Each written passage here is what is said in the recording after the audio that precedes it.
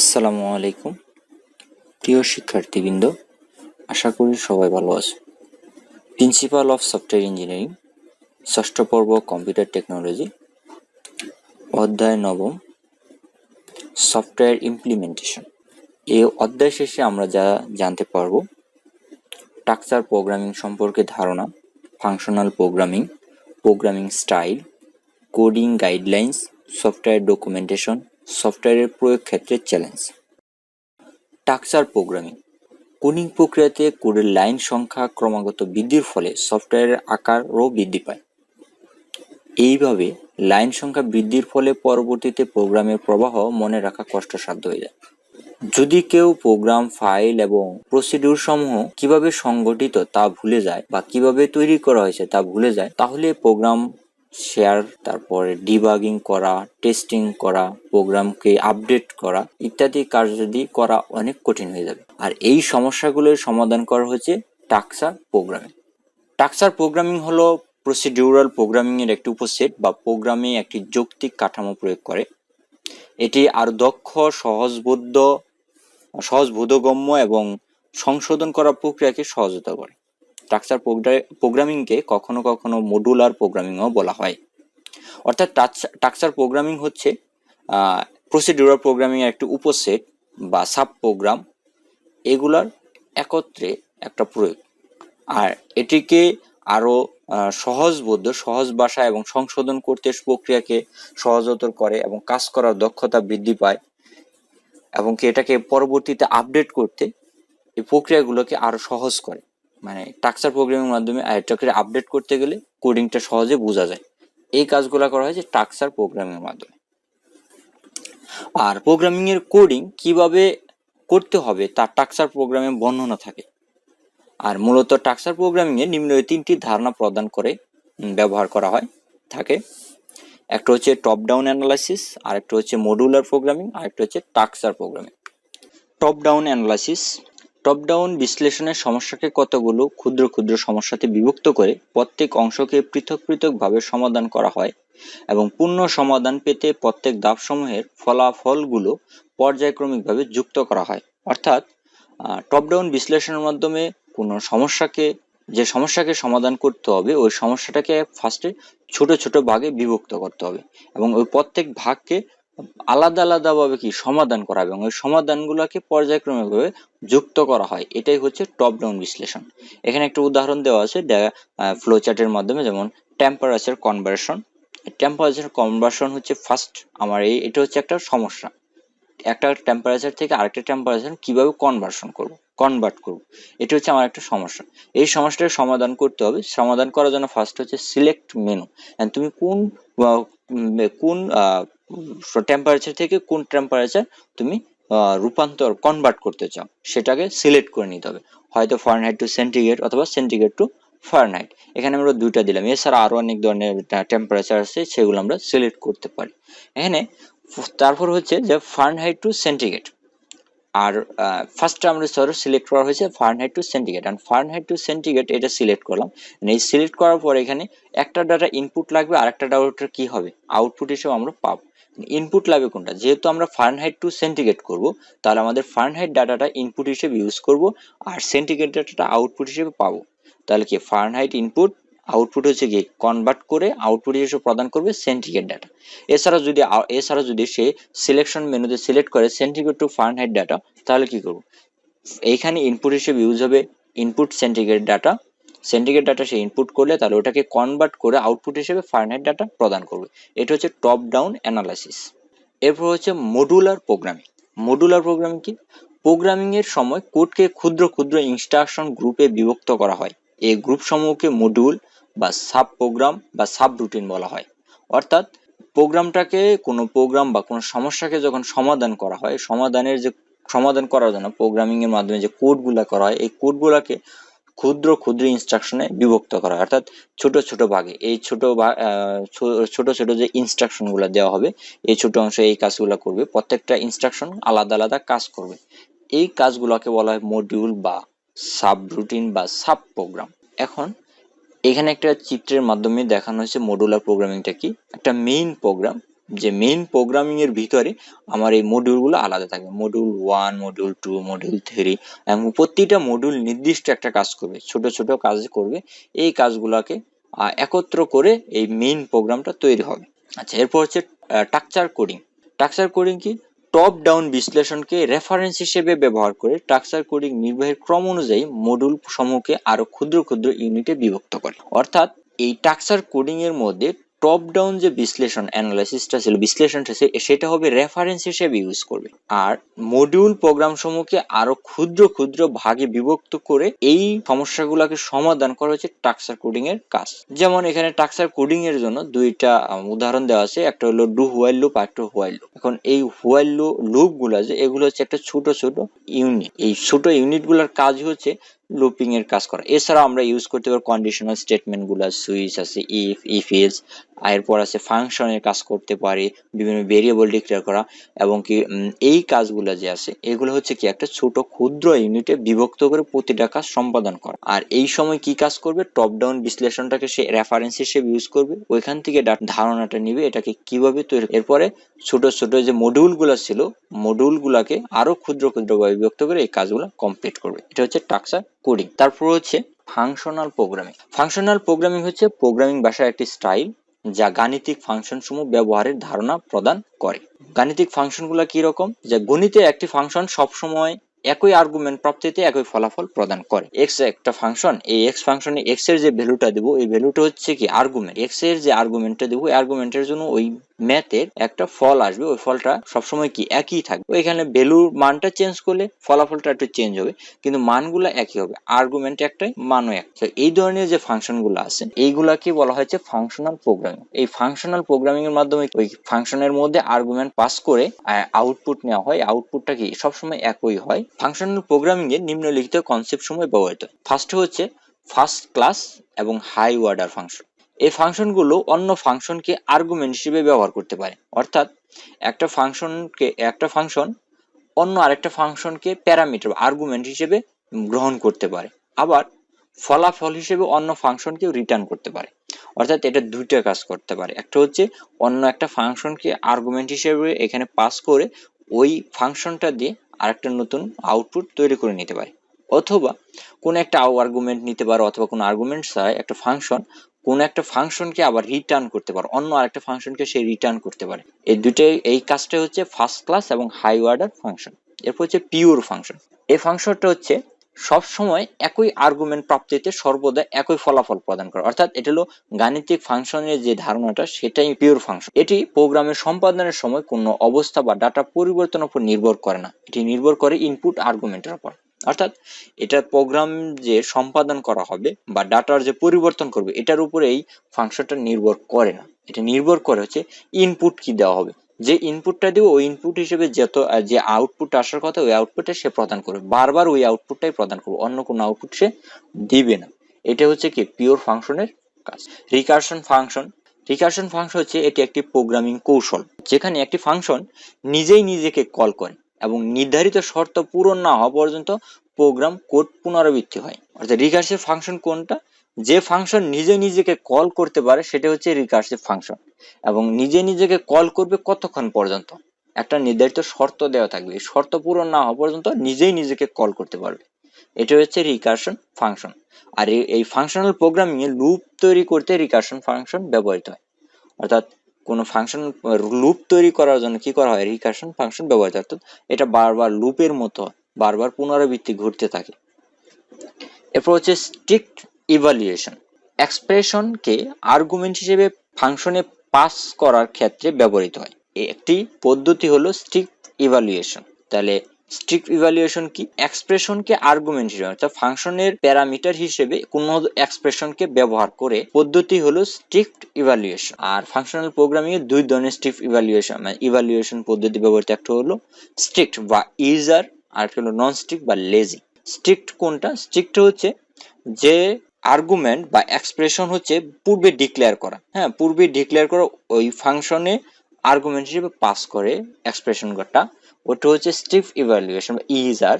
আর নন strict হচ্ছে যেখানে অনেকগুলো আর্গুমেন্ট পাস করা যাবে, সেখান থেকে কোনো একটা আর্গুমেন্ট পাস করলা কিন্তু আর বাকিগুলো পাস করলা না, এই একটা আর্গুমেন্ট পাস করছে, একটা আর্গুমেন্টকে সে আউটপুট হিসেবে প্রদান করবে, বাকিগুলো প্রদান করবে না। এটা হচ্ছে নন স্ট্রিক্ট বা লেজি ইভ্যালুয়েশন। এরপর হচ্ছে প্রোগ্রামিং স্টাইল। প্রোগ্রামিং স্টাইল হলো কোডিং নীতি সমূহের সেট যেগুলো প্রোগ্রামারগণ কোড লেখার সময় অনুসরণ করে থাকে। প্রোগ্রামিং স্টাইল কি? কোডিং নীতি সমূহের সেট, অর্থাৎ কোড করার একটা নিয়ম নীতি, একটা রুলস আছে যেগুলো প্রোগ্রামারগণ কোড লেখার সময় অনুসরণ করে। এটা হচ্ছে প্রোগ্রামিং স্টাইল।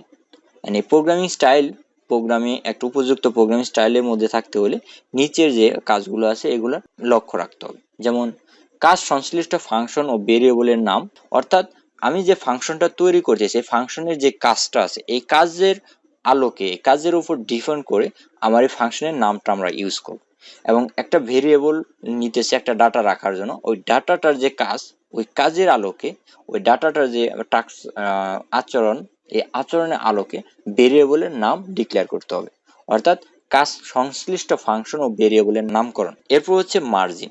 মার্জিনটা হচ্ছে মার্জিন বা ইন্ডেন্টেশন। এটা হচ্ছে প্রত্যেকটা প্রোগ্রামিং কোডিং গুলো বোঝার স্বার্থে লেফট সাইড থেকে একটা ট্যাব দূরত্ব নিয়ে কোডিং গুলো করা হয়, এটাকে বলা হয় মার্জিন। এরপর হচ্ছে পাঠকদের জন্য উপযোগী মন্তব্য সহ কোড, অর্থাৎ কোনো পাঠক যদি তোমার প্রোগ্রামিং কোডটা পড়তে চায় তাদের বোঝার স্বার্থে এখন কিছু মন্তব্য, ওই কোডের কোন কোডের কি কাজ, এটা উপরে একটা মন্তব্য দিয়ে দিতে হবে বা লিখে দিতে হবে, বুঝাইতে হবে যে এই কোডটুকুর এই কাজটা করা হয়েছে, এই জায়গায় এই কাজটুকু, এই সমস্যার সমাধান করা হয়েছে বা এই কাজটুকু করা হয়েছে, এই ধরনের মন্তব্য সহ কোডিং করা।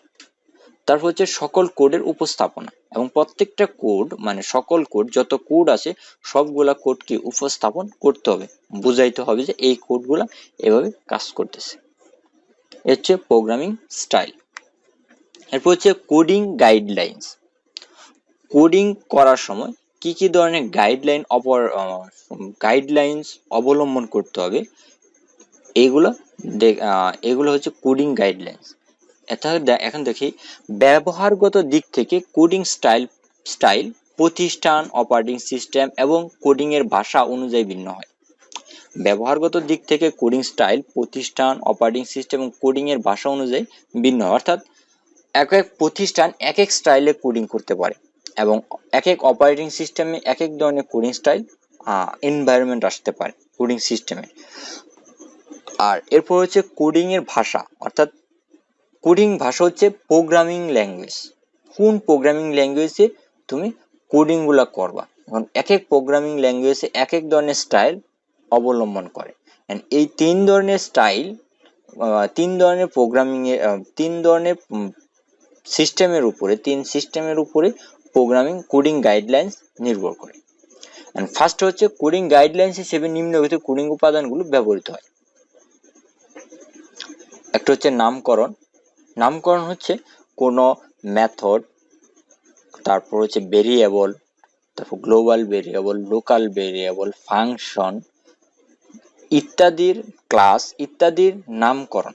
এই নামকরণগুলা প্রতিটা তাদের কাজের সংশ্লিষ্ট কাজের সাথে নামের একটা মিল রাখতে হবে, তাহলে যে কেউ বুঝতে পারবে যে এই ফাংশন দিয়ে এই কাজটুকু করা হয়েছে। তারপর স্পেসকরণ বা ইন্ডেন্টেশন। স্পেস হচ্ছে ইন্ডেন্টেশন, এটা হচ্ছে একটা নির্দিষ্ট ট্যাব দূরত্বে, একটা লাইনের পর আরেকটা লাইন একটা নির্দিষ্ট ট্যাবে একটা নির্দিষ্ট দূরত্বে যেন থাকে, তাহলে বুঝতে পারবো যে এই লাইনের পর এই লাইনটা শুরু হয়েছে। তারপর হোয়াইট স্পেস, প্রতিটা লাইন শেষে যেন একটা হোয়াইট স্পেস, লাইনের পরে লাইন নিয়ে নতুন লাইন নিয়ে একটা লাইন শেষ হওয়ার পর নতুন আরেকটা লাইন নিয়ে হোয়াইট স্পেস এর মাধ্যমে আর নতুন আরেকটা লাইন নিয়ে শুরু করা, এটাকে হোয়াইট স্পেস বলে। তারপর হচ্ছে অপারেটর। অপারেটর কি কি আছে? অপারেটর হচ্ছে logical operator, mathematical operator, arithmetic operator, গাণিতিক অপারেটর, যুক্তিক অপারেটর, অ্যাসাইনমেন্ট অপারেটর ইত্যাদি। এই অপারেটর গুলা ইউজ করা, প্রতিটা প্রোগ্রামিং এই এই ধরনের অপারেটর আছে। তারপর হচ্ছে কন্ট্রোল স্ট্রাকচার। কন্ট্রোল স্ট্রাকচার কি? কন্ট্রোল স্ট্রাকচার হচ্ছে ইফ, তারপর ইফ এলস, ক্যাচ, সুইচ, তারপর হোয়াইল, ফর লুপ ইত্যাদি হচ্ছে কন্ট্রোল প্রবাহ ইত্যাদি। এগুলা হচ্ছে কোডিং গাইডলাইন্স। এগুলাকে অনুসরণ করতে হবে, এগুলার কিছু নিয়ম মেনে চলে, এই নিয়মগুলা বা রুলস গুলা মেনে চলে। তারপর হচ্ছে লাইনের দৈর্ঘ্য নির্ধারণ। একটা প্রোগ্রামিং কোডিং লাইনে 80 ক্যারেক্টার ক্যারেক্টার লেটার থাকে। 80 ক্যারেক্টার বেশি যদি হয়ে যায় তখন কি করতে হবে, তখন যেন আমরা ওয়ার্ড রাফেট বা ওয়ার্ড রাফিং এগুলো নির্ধারণ করে দিই। তারপর হচ্ছে ফাংশন। ফাংশন হচ্ছে প্যারামিটার বা প্যারামিটার ছাড়া ফাংশন কিভাবে ডিক্লেয়ার করতে হয় তা নির্ধারণ করা। ভেরিয়েবল, ভেরিয়েবল কি ধরনের ভেরিয়েবল, কি ডাটা টাইপের ভেরিয়েবল কিভাবে ডিক্লেয়ার করতে হয় তা নির্ধারণ করা। আর একটা হচ্ছে কমেন্ট। কমেন্ট হচ্ছে কোডিং এর উপাদান সমূহের একটি গুরুত্বপূর্ণ উপাদান হচ্ছে কমেন্ট। কমেন্টের মাধ্যমে কোড কি সম্পাদন করবে এবং সেটি আরো সংশ্লিষ্ট অন্যান্য বিষয়সমূহ বর্ণনা করে। যে কোডটুকু লেখা হয়েছে কোডটা কি ধরনের কাজ করবে বা কি ধরনের কাজ সম্পাদন করবে এবং এর সাথে আরো সংশ্লিষ্ট অন্যান্য বিষয় যেগুলো আছে এগুলোকে বর্ণনা করে। আর এটি ডেভেলপারের জন্য সাহায্যকারী ডকুমেন্ট হিসেবে কাজ করতে সাহায্য করে। তারপর হচ্ছে সফটওয়্যার ডকুমেন্টেশন। সফটওয়্যার প্রক্রিয়ায় একটি গুরুত্বপূর্ণ অংশ হলো সফটওয়্যার ডকুমেন্টেশন। সফটওয়্যার প্রক্রিয়ার সম্বন্ধে জানার জন্য একটি সুন্দর ও তথ্যবহুল লিখিত ডকুমেন্ট ভালো টুল হিসেবে ব্যবহৃত। সফটওয়্যার ডকুমেন্টেশন কোনো প্রোডাক্ট কিভাবে ব্যবহৃত হবে সে বিষয়েও তথ্য প্রদান করে। অর্থাৎ সফটওয়্যার ডকুমেন্টেশন মানে কি, একটা নথিপত্র বা সফটওয়্যার সম্পর্কে একটা তথ্যবহুল লিখিত ডকুমেন্টটি হচ্ছে সফটওয়্যার ডকুমেন্টেশন। এই সফটওয়্যারটা কিভাবে তৈরি করা হয়েছে এবং কিভাবে ব্যবহার করা হবে এই সব কিছু ধারণা থাকে হচ্ছে ডকুমেন্টেশনের মধ্যে। নিম্নলিখিত কিছু ডকুমেন্টেশন প্রত্যেকটা সফটওয়্যার থাকা উচিত। ফার্স্ট হচ্ছে প্রয়োজনীয় ডকুমেন্টেশন, সফটওয়্যার ডিজাইন ডকুমেন্টেশন, প্রযুক্তিগত ডকুমেন্টেশন, আর একটা হচ্ছে ব্যবহারকারী ডকুমেন্টেশন। প্রয়োজনীয় ডকুমেন্টেশন, এই ডকুমেন্টটি সফটওয়্যার ডিজাইন, ডেভেলপার এবং টেস্ট টিম এর নিকট তাদের নিজ নিজ কার্যাদির জন্য কি টুল হিসেবে কাজ করে। অর্থাৎ এই ডকুমেন্টেশনটা সফটওয়্যার যে ডিজাইন করছে এবং সফটওয়্যার যে ডেভেলপ করছে এবং সফটওয়্যারটা যে টেস্ট করে বা টেস্ট টিম এই সফটওয়্যারটা কাজ করতেছে কিনা পরিপূর্ণভাবে এটা যারা নির্ণয় করে, পরীক্ষা করে, তাদের নিকট প্রয়োজনীয় ডকুমেন্টেশনটা কি টুল হিসেবে কাজ করে। অর্থাৎ এই প্রয়োজনীয় ডকুমেন্টেশনের মধ্যে কিভাবে ডিজাইন করা হয়েছে, কিভাবে ডেভেলপ করা হয়েছে এবং ইউজারদের বা ক্লায়েন্টের কি কি ধরনের রিকোয়ারমেন্ট ছিল এই সকল ধরনের তথ্য এই প্রয়োজনীয় ডকুমেন্টসের মধ্যে থাকে। এই ডকুমেন্ট সফটওয়্যারের সকল ফাংশনাল, নন ফাংশনাল এবং আচরণগত বর্ণনা ধারণ করে। এই ডকুমেন্টের উৎস হিসেবে সফটওয়্যার সম্পর্কে পূর্বে জমাকৃত ডাটা, ইতিমধ্যে ক্লায়েন্ট এন্ডের সফটওয়্যার নির্বাহ, ক্লায়েন্ট ইন্টারভিউ, প্রশ্নসমূহ এবং গবেষণার কর্ম হতে পারে। তাহলে প্রয়োজনীয় ডকুমেন্টেশন সোর্স কি বা উৎস কি? উৎস হচ্ছে পূর্বে জমাকৃত ডাটা, অর্থাৎ এর আগে যদি এই সফটওয়্যারটা ইউজ করে থাকে এবং সেখানে কি ধরনের ডাটা ছিল সেই ডাটাগুলা, এবং ইতিপূর্বে কেউ যদি এই সফটওয়্যারটা ইউজ করে থাকে, কোনো ক্লায়েন্ট ইউজ করে থাকে, তার কাছে কি ধরনের রিকোয়ারমেন্টগুলো আছে, তার যে ফিডব্যাকটা আছে সেটা, ক্লায়েন্টের ইন্টারভিউ, ক্লায়েন্টের ইন্টারভিউ নিয়ে তার কাছ থেকে এই সফটওয়্যার তৈরির জন্য কি কি রিকোয়ারমেন্ট নেওয়া হয়েছে সেগুলা, এবং প্রশ্নসমূহ এবং গবেষণা কর্ম হতে পারে প্রয়োজনীয় ডকুমেন্টেশনের সোর্স। এরপর হচ্ছে সফটওয়্যার ডিজাইন ডকুমেন্টেশন। এই ডকুমেন্টেশন সমূহ সফটওয়্যার তৈরিতে যে সকল তথ্য দরকার সেগুলো ধারণ করে, যেমন উচ্চ স্তরের সফটওয়্যার আর্কিটেকচার, হাই লেভেলের সফটওয়্যার তৈরির যে আর্কিটেকচার, তারপর সফটওয়্যার ডিজাইন সংক্রান্ত বিস্তারিত তথ্য, সফটওয়্যার কিভাবে ডিজাইন করা হবে বা ডিজাইন করা হয়েছে এর সম্পর্কে বিস্তারিত তথ্য, ডাটা ফ্লো ডায়াগ্রাম সমূহ, এই সফটওয়্যারের ডাটাগুলা কিভাবে কোন দিকে যাবে সে একটা ডায়াগ্রাম থাকবে, এবং ডাটাবেজ ডিজাইন, এবং যেইখানে ডাটাগুলো স্টোর করা হবে, যে ডাটাবেজে ডাটাগুলো স্টোর করা হবে ওই ডাটাবেজের একটা ডিজাইন এই সফটওয়্যার ডিজাইন ডকুমেন্টেশনের মধ্যে থাকবে। তারপর হচ্ছে প্রযুক্তিগত ডকুমেন্টেশন।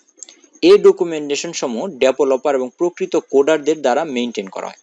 অর্থাৎ এই ডকুমেন্টেশনটা কে কে মেইনটেইন করবে হচ্ছে ডেভেলপার আর হচ্ছে যারা কোডিং করবে, অর্থাৎ এই সফটওয়্যারটা তৈরির সর্বনিম্ন কোডিং করবে তারাই এটা মেইনটেইন করবে। এই ডকুমেন্টেশন কোড সংক্রান্ত তথ্য উপস্থাপন করে। এই ডকুমেন্টেশন কোড সংক্রান্ত, কোডের কোন জায়গায় কি ধরনের কোড উপস্থাপন করা হয়েছে, কি কাজ করছে কোডে, সেগুলা এই ডকুমেন্টেশন উপস্থাপন থাকবে। কোড লেখার সময় প্রোগ্রামারগণ কোডের উদ্দেশ্যে কে বা কারা এটি লিখেছে, এটি কোথায় প্রয়োজন হবে, এটি কি এবং কিভাবে সম্পাদন করে এবং অন্যান্য কি কি উৎসসমূহ কোডের ব্যবহার করে ইত্যাদি বিষয়ের তথ্য উল্লেখ করে। এই ধরনের ডকুমেন্টেশন তৈরিতে বিভিন্ন ধরনের সংক্রিয় টুল পাওয়া যায়, যেমন জাভা কোডে টেকনিক্যাল ডকুমেন্টেশন তৈরি করার ক্ষেত্রে জাভা এর সাথে জাভা ডু টুল ব্যবহৃত হয়। এরপর হচ্ছে ব্যবহারকারী ডকুমেন্টেশন। এই ডকুমেন্টেশনের পূর্বে ব্যাখ্যাকৃত সকল ডকুমেন্টেশন থেকে আলাদা। পূর্বে উল্লেখিত ডকুমেন্টেশন সমূহে সফটওয়্যারে এবং এটির ডেভেলপমেন্ট প্রক্রিয়া সম্বন্ধে উল্লেখ করা হয়েছে। ইউজার ডকুমেন্টেশনটি সফটওয়্যার প্রোডাক্টটি কিভাবে কাজ করা উচিত এবং কাঙ্ক্ষিত ফল পেতে এটি কিভাবে ব্যবহার করা উচিত সেই বিষয়ে ব্যাখ্যা করে। আর নিম্নলিখিত তথ্যাদি থাকতে পারে এই ডকুমেন্টেশনের মধ্যে: সফটওয়্যার ইনস্টলেশন প্রসিডিউর সমূহ, সফটওয়্যার কিভাবে ইনস্টল করতে হবে এই প্রসিডিউর সমূহ এই ব্যবহারকারী ডকুমেন্টেশন থাকবে। তারপর কিভাবে গাইড করতে হবে সেই বিষয়ে তথ্যাদি, অর্থাৎ ইনস্টল করার পর এটা কিভাবে কাজ করবে এই কাজগুলো এখানে বর্ণনা থাকবে।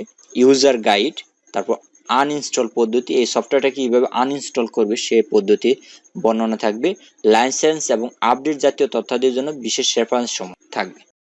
এরপর হচ্ছে সফটওয়্যারের প্রয়োগ ক্ষেত্রে চ্যালেঞ্জ সমূহ। সফটওয়্যার প্রয়োগ ক্ষেত্রে চ্যালেঞ্জ হচ্ছে তিনটি: একটা হচ্ছে কোড পুনর্ব্যবহার, সফটওয়্যার সংস্করণ ব্যবস্থাপনা, আর একটা হচ্ছে টার্গেট হোস্ট।